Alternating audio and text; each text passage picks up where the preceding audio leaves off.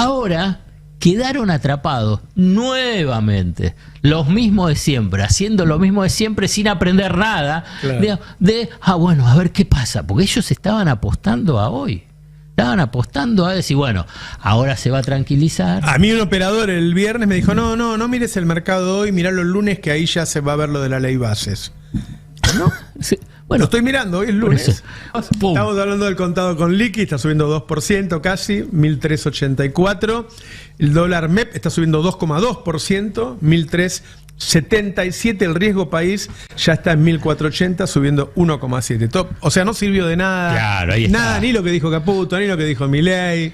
Entonces ahí está, digamos, acorralados la semana pasada con esta situación del mercado financiero, bueno, salieron a tratar de intervenir sobre las expectativas. O sea, todo lo lleva a una devaluación. Y él se resiste a una devaluación por razones políticas. Bueno, y tenemos un ministro que todos los viernes promete que no va a devaluar. ¿Y qué siente uno cuando un ministro dice que no va a devaluar? ¿Cómo está, Alfredo Zayat? Bien, muy bien, Roberto, ¿cómo andás? Yo pensaba cuando venía por acá, si eso lo digo al comienzo, lo digo al final. Voy a empezar por lo que sería el final. Y después para... No, el nivel de improvisación que tiene el gobierno y fundamentalmente el equipo económico con el plan económico, con el ministro de Economía que es Milei y el secretario técnico a cargo del Palacio de Hacienda, Luis Caputo, es impresionante, ¿eh? No lo vi nunca. Digamos. Fíjate que ahora nos enteramos, pero pasó como si nada, ¿eh? Que este plan tiene 3 etapas. ¿Cuándo lo dijeron? Nunca. Yo creo que lo pensaron 15 minutos antes de hacer la conferencia de prensa. Claro, porque tenían que ver que justificar por qué estaban un viernes ahí, ¿no? No, y enfrentar una situación. Todavía no me explicaron lo de los bancos, cómo van a hacer con los bancos. No, ahora voy a apuntar eso. Pero hay una situación muy crítica. Digamos, se reunieron el jueves. Tuvieron el jueves 3 horas y media, Milei, Caputo y Bausili. En el momento que se estaba aprobando la ley bases. Frente al tema de la ley bases, que es lo que todos estaban esperando en las semanas previas. Se aprueba la ley base, optimismo en el mercado. La cuestión es que no hubo ese, entre comillas, optimismo en el mercado y lo que tenías es, en junio, pérdidas de reservas, cuando no tenían que perder reservas. Después Bausili hizo, digamos, malabarismo diciendo el cambio de la estacionalidad que pasó de de junio a mayo, y Brasil, digamos, una cantidad de zarazas, vos más al hueso, decís mentiras, digamos, que es impactante. Entonces tenés en junio pérdida de reservas, presiones muy fuertes sobre el tipo de cambio y el riesgo país no baja. O sea que los bonos no están bajando, no están subiendo, y a la vez las acciones tampoco. Entonces, ese escenario donde el gobierno apostó, y fundamentalmente Luis Caputo, mesadinerista con Bausili, que el mercado le responda. ¿Por qué? Porque necesita dólares y los dólares no los consigue, además que se pelea con el Fondo Monetario Internacional. Bueno, frente a esa situación crítica, dice, bueno, a ver qué hacemos. Bueno, 3 etapas. Esta etapa terminó, la del superávit fiscal y del equilibrio fiscal. Después vendrá la de emisión cero, y después vendrá la del levantamiento del cepo. ¿Y eso cuándo lo dijeron? No estaba en los papeles. Digamos, lo notable es que 2 razones. Una por complicidad y otra por perplejidad. Nadie le dice, pero si eso nunca lo dijeron que iba a ser así. Entonces, ¿cuál es la reflexión? Es pura improvisación. Claro. Pura improvisación frente a una situación muy crítica. Entonces vayamos a la conferencia de prensa. La conferencia de prensa, lo primero, reafirma que no va a devaluar. Milei también lo dijo ayer en el reportaje en TN. ¿Lo escuchamos? A ver cómo lo dijo. Vos hoy tenés una tasa de evaluación mes por mes del 2%. Sí. Algunos piden que sea mayor. Bueno, digamos, o sea, que pidan lo que quieran, digamos, o sea, son los mismos que vienen pifiando hace 6 meses todo. Así que la verdad que lo que digan, a mí ya me tienen absolutamente sin cuidado. No va a cambiar ese número del 2%. No, yo no voy a cambiar las cosas, y menos voy a cambiar las cosas por tipos que vienen pifiándoles hace 6 meses todo el tiempo. Y acá viene la clave, ¿por qué quiere mantener ese 2%? Cuando ya todos le están diciendo, salvo un economista, digamos, economista a nivel de reconocimiento. Después hay toda una red de economistas libertarios que cualquier cosa que digan está bien. Digo, ese economista es Ricardo Arriazo. Uh-huh. ¿Qué es lo que digamos, vos dijiste que sentís que ya pasaron muchos años, ¿no? ¿Qué es lo que te remite? ¿Qué es lo que te remite?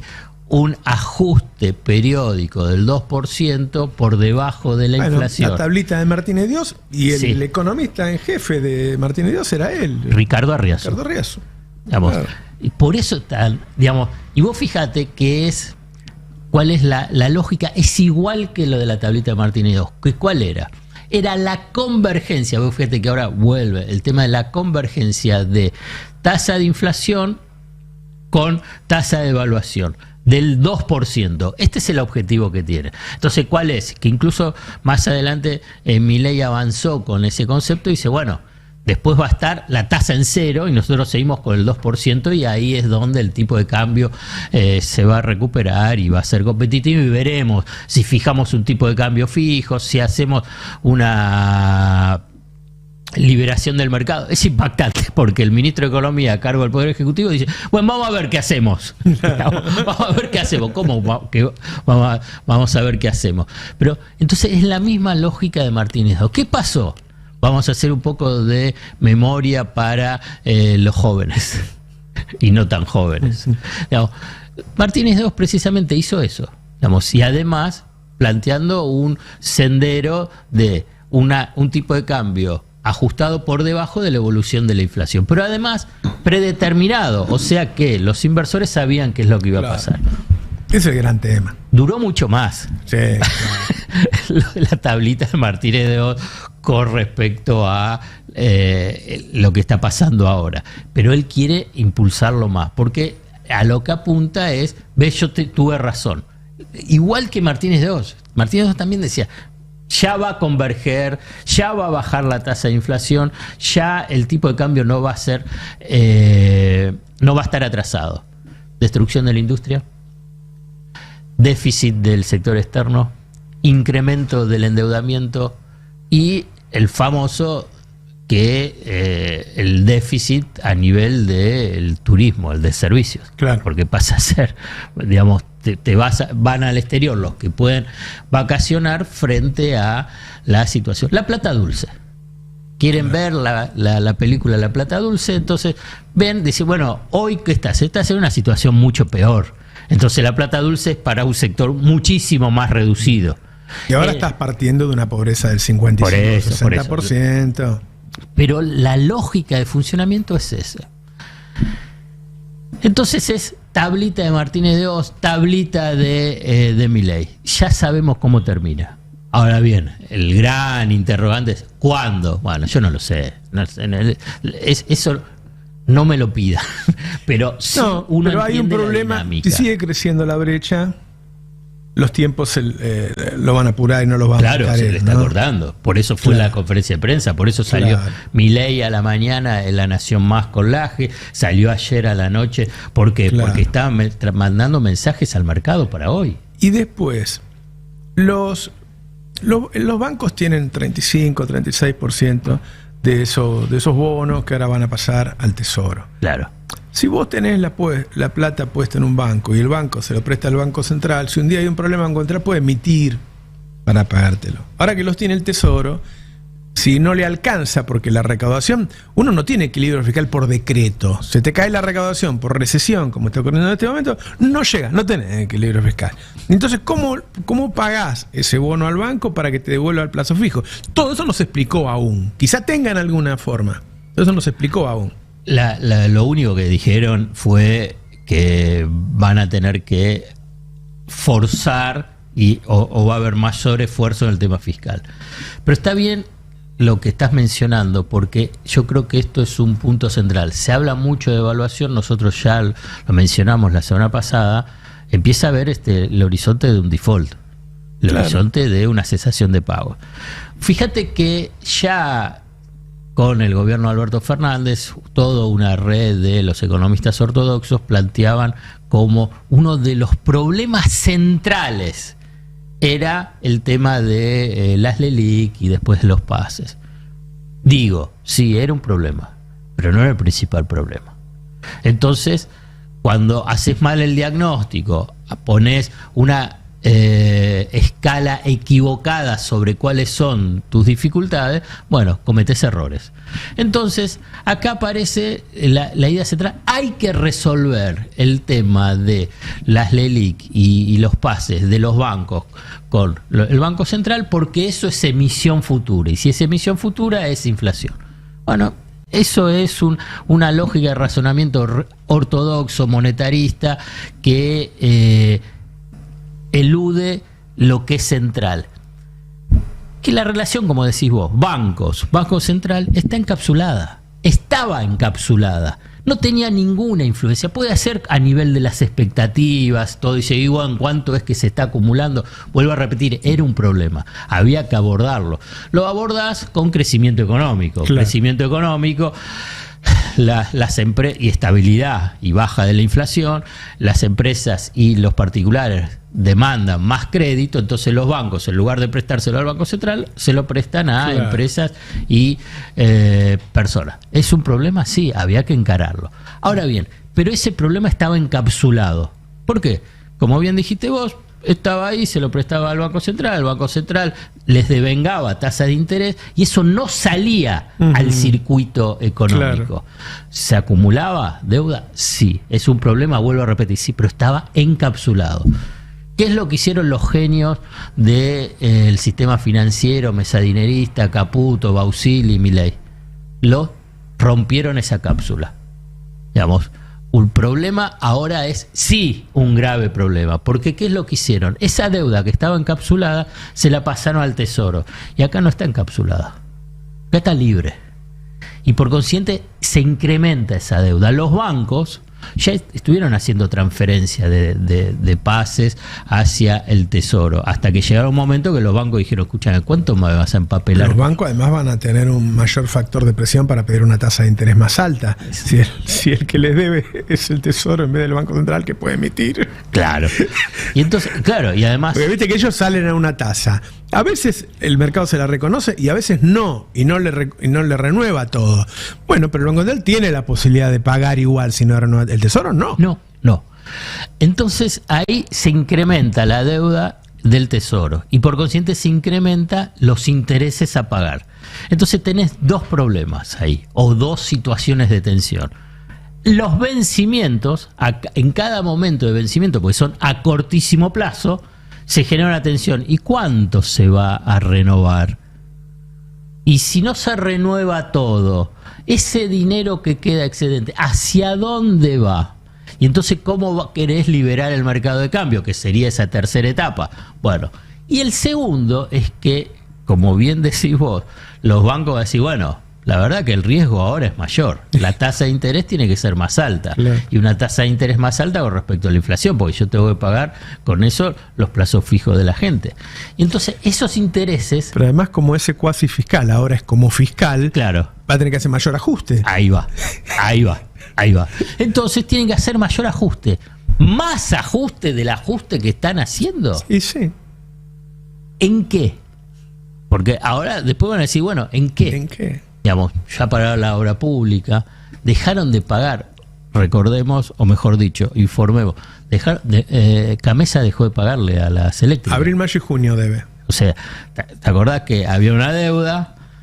Le dieron un bono, dijeron, bueno, ahora a partir de ahora regularizamos. Ese fue una especie de default ya. Sí, fue default. Claro. Fue default. Tiene una deuda, no le pagás, si se la das en un bono al 2038, es un default. Entonces se incrementa la presión sobre las cuentas fiscales. Quiero ver quién está preparando el presupuesto 2025, porque ahora sí va a tener que presentarlo. Y ahí tiene que blanquear. Y ahí cuál va a ser el porcentaje del gasto sobre los intereses. Así es. Cuando es muy alto y puede llegar a estar en el 20-25%, el que es dueño de los bonos dice, este tiene más riesgo de no pagarme que pagar. ¿Y qué hago? Y vamos a empezar a vender o vamos a sacarnos. Algunos van a poder, otros no. Los bancos se les va a complicar. Claro. Y si se les complica, Es decir, porque están solamente retenidos porque tenés las limitaciones vinculadas con el llamado cepo. Entonces, ¿cuándo va a llegar la tercera etapa? Esa tercera etapa que le están reclamando todo, como decir, tienen que liberar el mercado de cambio porque así teóricamente y el otro van a dato venir. que por lo menos a mí me sorprendió es cuando Marina del Poyeto dice, miren, ya destinaron 9.000 millones de dólares de las exportaciones a operar en el contado con liqui, en el dólar financiero más importante porque mueve mucho, entonces condiciona el precio de todos los dólares. O sea, ese dólar que vos comprás ahí en la calle Florida está pegado por eso. Y ahora nos enteramos que el Estado está destinó en 6 meses 9 millones de dólares, que más que los que destinó Alberto en los 4 años. Claro. Y además, ¿con qué sentido? Quiere decir que vos lo mantuviste, sale casi 1.400 pesos. A 1.400 pesos con 9.000 millones de dólares. Sí. ¿Cuánto hubiera costado si no hubieras puesto esos 9 millones de dólares? ¿Cuánto sale en realidad el dólar argentino? Pero después de hacer un ajuste del 118%. Digamos, entonces vos agarrás las grandes intervenciones que podías hacer, las dilapidaron en 6 meses. Exactamente. En 6 meses. Un ajuste del 118%, después para colmo le diste un tipo de cambio diferencial a los exportadores. O sea que tenías que acumular reservas y no acumulaste suficientes reservas. Entonces acá viene, ¿cuándo viene la tercera? A ver, que tenés siempre los tipos de cambio, vos que me apurás sobre, hablamos para dar tranquilidad al mercado y a la sociedad, y vos, ¡pum! Estamos hablando del contado con liqui, está subiendo 2% casi, 1.384. El dólar MEP está subiendo 2,2%, 1.377. El riesgo país ya está en 1.480, subiendo 1,7. O sea, no sirvió de nada. Claro, ahí está. Nada, ni lo que dijo Caputo, ni lo que dijo Milei.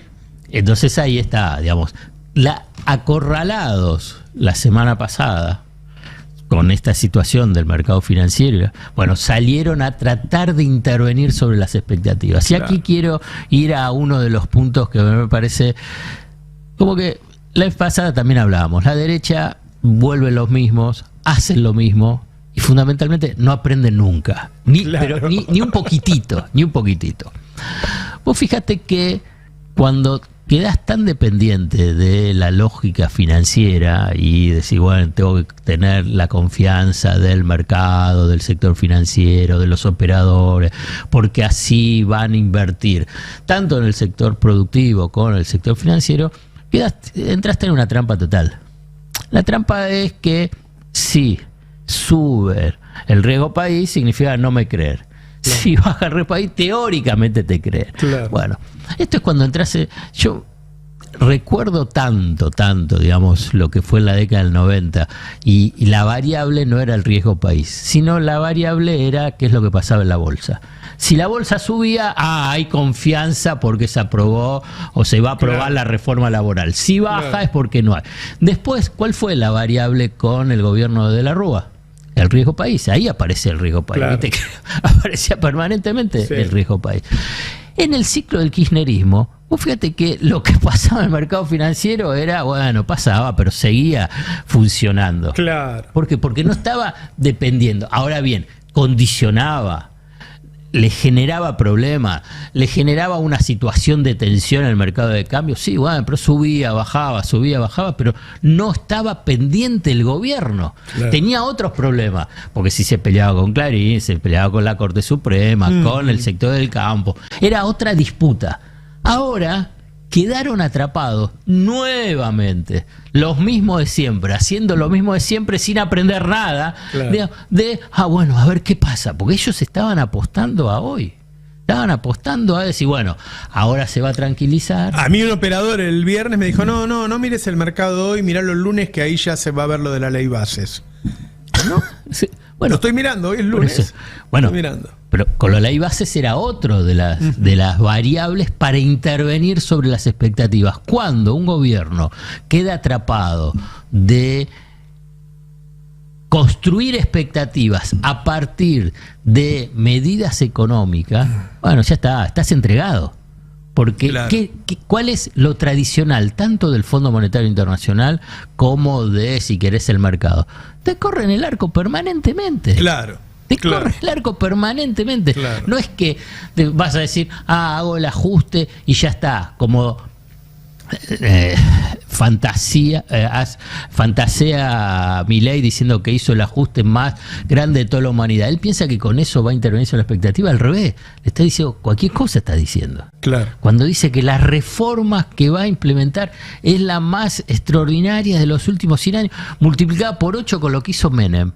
Entonces lo miran, ya a esta altura. Al principio dice, bueno, es un personaje, claro, es el friki que, bueno, al menos lo tenemos y conseguimos aprobar RIGI y las modificaciones en el capítulo de energía. Hace bastante lo mencionábamos, este domingo lo escribí porque estuve estudiándolo, es otro escándalo, pero de un nivel extraordinario. Esto sí, también lo mencionaste vos en más de una oportunidad. Bueno, y entonces... ¿Y por qué no reacciona el mercado? Porque te corre el arco. Claro. Y entonces le exigen otras cosas más.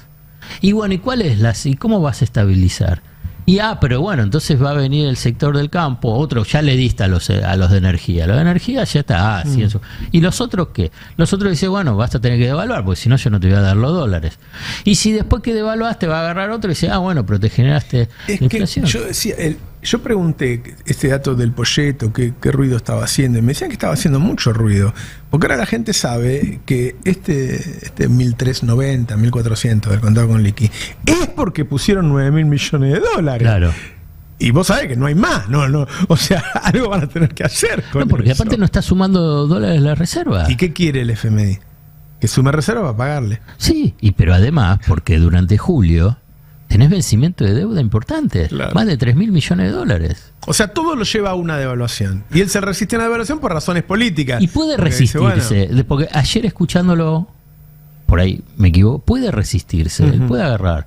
Lo que pasa es que genera una destrucción fenomenal. Claro. Porque la tablita de Martínez II estalló después de un tiempo. Claro. Pero ya todos estaban diciendo, mirá, esto no aguanta más.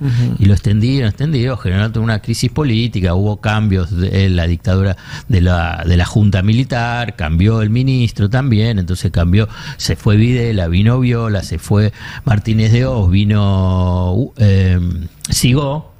El que apuesta al dólar, el que apuesta al dólar pierde, frase histórica. Creo que terminó con un 500% de inflación, bueno, pero la fue extendiendo. Pero ¿qué pasa? Mientras, tierra arrasada. La destrucción era total. Tierra arrasada. Y ahora también lo puede llegar a hacer, ¿eh? Claro. Digamos, porque la verdad que ayer me concentré, dije, hago todo el esfuerzo de escuchar toda la entrevista de pe a pa. Entonces...